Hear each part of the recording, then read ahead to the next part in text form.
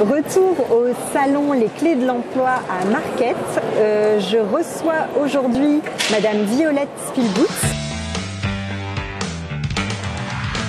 Bonjour Madame. Bonjour. Comment allez-vous? Très bien, un beau salon. Beau salon. Belle ambiance. Vous êtes conseillère métropolitaine de la MEL. Est-ce que vous pouvez vous présenter? Je suis Violette Spielboot, effectivement. Je suis conseillère municipale à Lille, conseillère Faire Respirer Lille, et puis élue également à la métropole européenne de Lille, au sein du groupe Métropole Avenir. Et puis, par ailleurs, dans la vie, je suis DRH et je m'occupe de recrutement et d'insertion des jeunes. Vous avez beaucoup de casquettes. Vous participez aujourd'hui donc au salon Les Clés de l'Emploi. Pourquoi venir ici? Quel est le but de votre présence aujourd'hui? Eh bien, le sujet de l'insertion des jeunes me passionne depuis des années parce que je trouve insupportable finalement que des jeunes qui sont formés, qui ont des compétences, ont des talents, comme on dit le plus souvent, eh bien, ne trouvent pas leur place dans la société, ne trouvent pas soit la bonne formation, soit le bon pied à l'étrier qui leur permet de commencer dans la vie professionnelle. Et quand j'ai vu ce salon, et puis je connaissais Eric aussi qui m'y a invité, eh bien, je me suis dit que c'était toujours intéressant de voir à la fois comment les personnes, les publics, les jeunes viennent aujourd'hui profiter de toutes les offres d'emploi qui sont proposées, rencontrer, dialoguer, surtout après 2 ans de Covid. Et puis la deuxième chose, c'est que je m'intéresse beaucoup à l'apprentissage et qu'on le sait, il y a eu beaucoup de mesures récemment pour favoriser l'apprentissage. Et donc c'est bien aussi de voir comment les personnes se saisissent de ces nouvelles opportunités pour trouver leur voie dans la vie. Et justement, comment se porte l'emploi dans notre région des Hauts-de-France?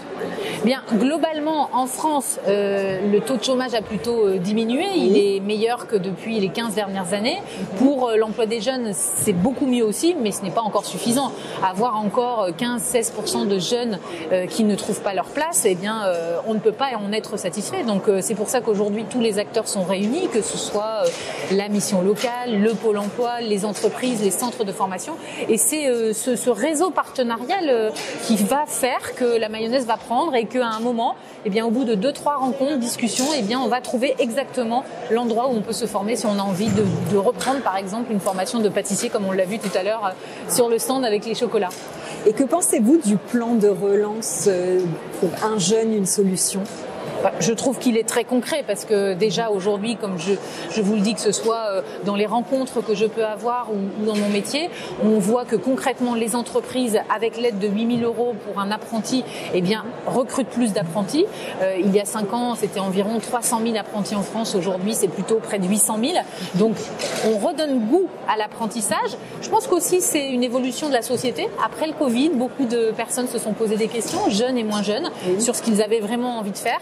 Et ça redonne les lettres de noblesse aux métiers manuels, aux métiers de service, de proximité. Et ça, je pense que c'est une très bonne chose. En tant que DRH, j'imagine que vous faites parfois des recrutements. Est-ce que vous recrutez en ce moment ? Eh bien, on recrute très souvent et dans l'entreprise à laquelle j'appartiens, alors je mélange pas la politique et mon métier, mais en tout cas, on s'appuie justement sur ces partenaires du territoire, la mission locale de Lille Métropole, les missions locales qui sont à Paris, le pôle emploi, les services de l'État.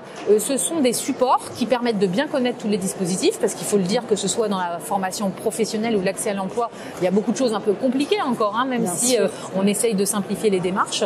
Et donc, en tant que recruteur, oui, on s'appuie à la fois sur des agences privées et sur tous ces services qui viennent au-devant des entreprises. Et je trouve que là, ça bouge vraiment pour qu'on propose le bon emploi pour répondre aux bons besoins dans les entreprises.